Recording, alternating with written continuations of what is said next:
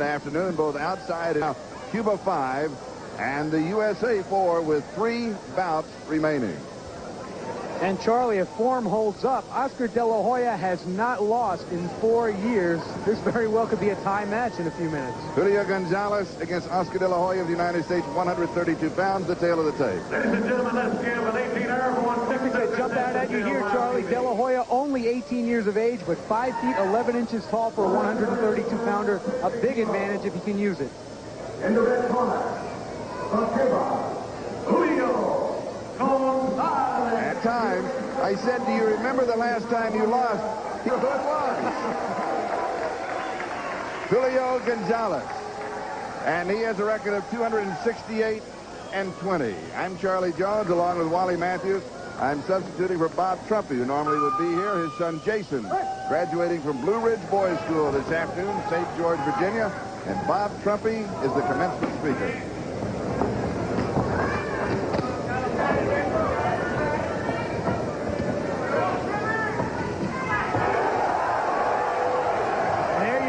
Effective left hook.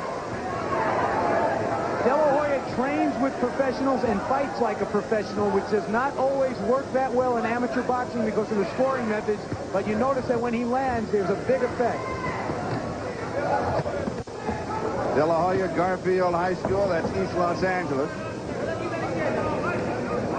Looks forward to a career as a professional boxer. Also wants to be an architect and to design homes.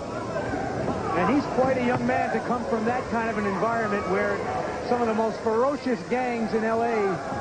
roam the streets. And he credits his father as a shipping and receiving clerk for an air conditioning company with keeping him away from all of the other things that could happen.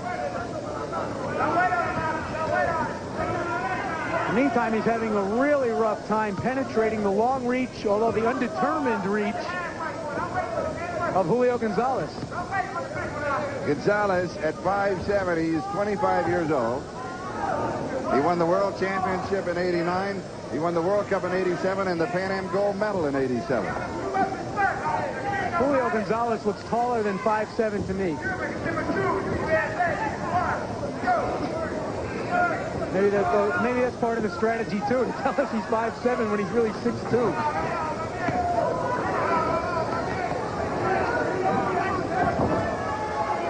Right now, De La Hoya stalking Gonzales and not really being effective with the exception of that left hook he landed early.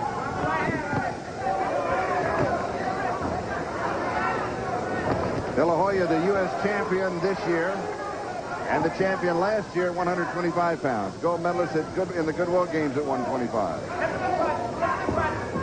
But for all De La Hoya's credentials, we have to remember he is an 18-year-old fighting a 25-year-old man, and that can make a difference.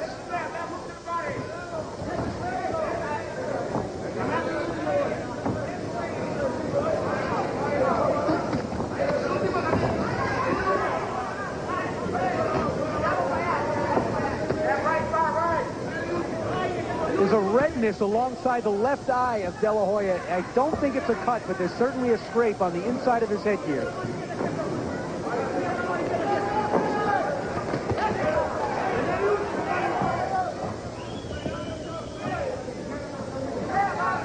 And we come to the end of round 1.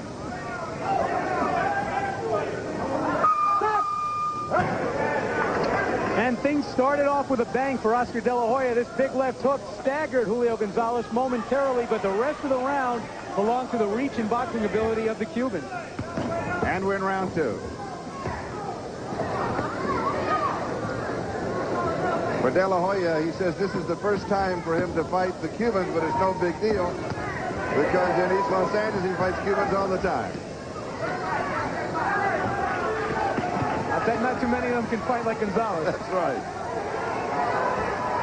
And now you notice that De La Hoya is starting to work the body a bit. This is more of his fight. He has to realize that he's got to slow Gonzales down a bit. And Gonzales is the archetype of the Cuban boxer in my mind, Charlie. Tall, lanky, apparently lightly built for the weight, which allows them to move in and out easily. And I'll tell you what, they grow into the bigger weight classes very gracefully.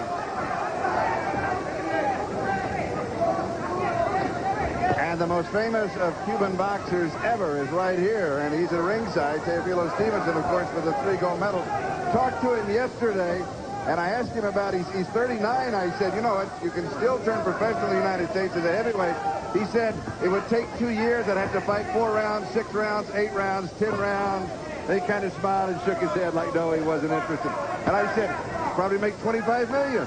And the smile got bigger, but I don't think he's really interested. Well, you know, he turned down a $5 million offer about 12 years ago to fight Muhammad Ali. So he was a man of principles then. I don't know if $25 million will compromise your principles, but I believe him when he says he's not going to come out. Stevenson also told me he felt that 5 of the Cubans here could win a gold medal in Barcelona. That's strong a team. That would be quite a accomplishment for the Cubans.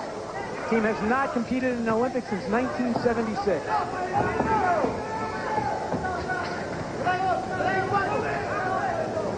Meanwhile, De La Hoya is still having trouble penetrating that reach of Gonzales.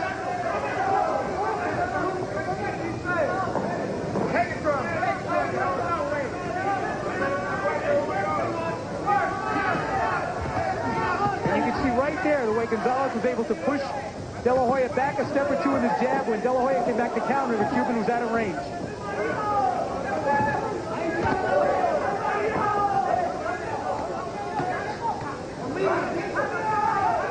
What Gonzales is doing right now is classic Cuban boxing. Straight left jab followed by a stiff right hand. That's what Stevenson became famous with. Caution for holding against De La Hoya. The end of round 2.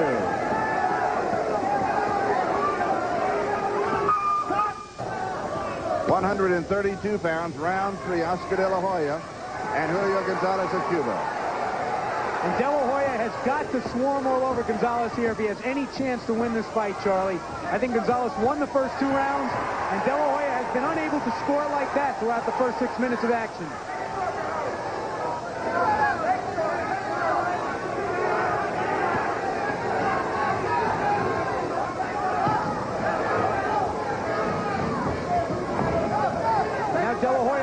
Up on that left hand, hoping to hurt Gonzales with 1 punch so that he can leap in with a flourish.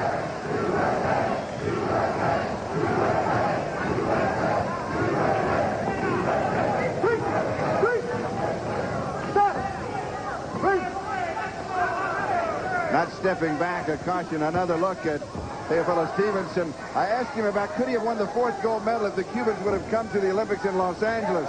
And he said yes, and he gave me a complete rundown of everything that happened in the 84 games. Gonzales being rocked in a corner by De La Hoya, who finally slowed his man down.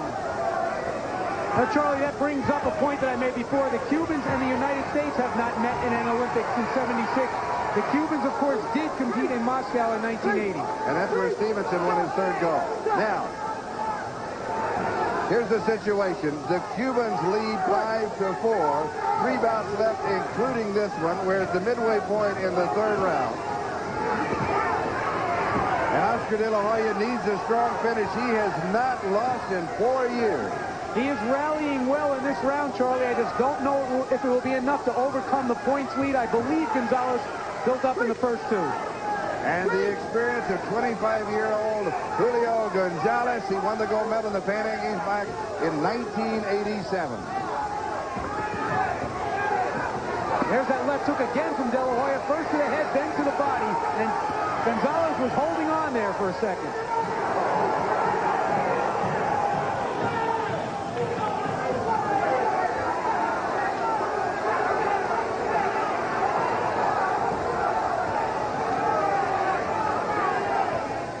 Gonzales now wisely staying away. He realizes that he is most likely ahead on the scorecards, and he has been stung in this round. He does not want to get careless.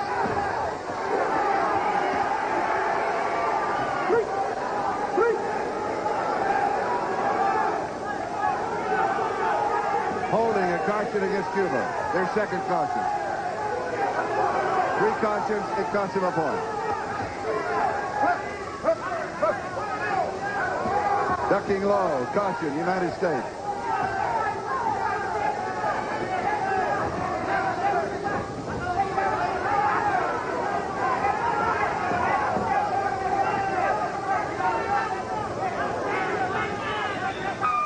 That's the end of the bout. Oscar De La Hoya trying to come from behind unofficially. And we'll be back in a few moments with the results. Don't go away.